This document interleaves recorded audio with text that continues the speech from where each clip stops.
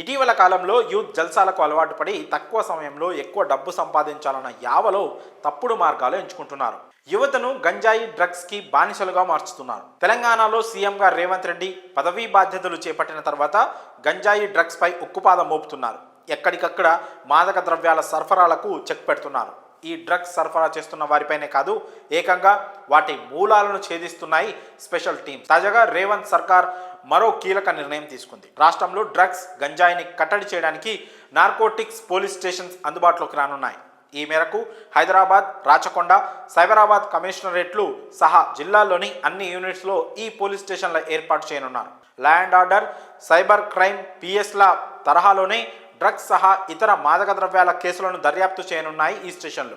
Telangana anti narcotics bureau director పర్యవేక్షణలో ఇందులో కార్యక్రమాలు నిర్వహించనున్నారు. ప్రతి పోలీస్ స్టేషన్ కి ఒక డిఎస్పీ స్టేషన్ హౌస్ ఆఫీసర్గా వ్యవహరించనున్నారు. ఇందులో భాగంగానే వరంగల్ నార్కోటిక్స్ పోలీస్ స్టేషన్ ని సీఎం రేవంత్ రెడ్డి మంగళవారం ప్రారంభించిన విషయం తెలిసిందే.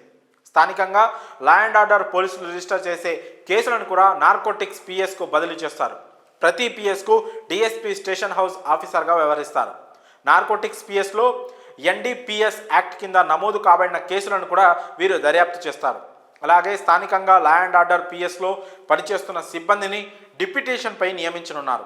గంజాయి డ్రగ్స్ కేసుల దర్యాప్తులో ఉత్తమ పనితీరు కనబరిచిన పోలీస్ సిబ్బందిని నార్కోటిక్స్ పిఎస్లో నియమించనున్నారు. తెలంగాణలో కాంగ్రెస్ ప్రభుత్వం ఏర్పడిన తర్వాత డ్రగ్ ఫ్రీ స్టేట్గా మార్చేందుకు పోలీసులు దూకుడు పెంచారు. ఈ విషయంలోనే సామాన్యులైన సెలబ్రిటీలైన చట్టం తన పని తాను చేసుకోపోతుందని సీఎం రేవంత్ రెడ్డి అన్నారు.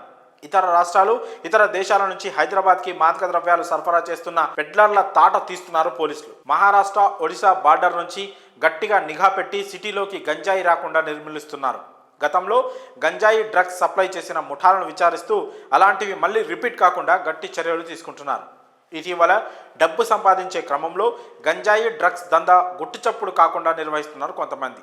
కానీ ఎవరో ఒకరు ఈ వ్యవహారాలు లీక్ చేయడంతో పోలీసులకు అడ్డంగా బుక్ అవుతున్నారు.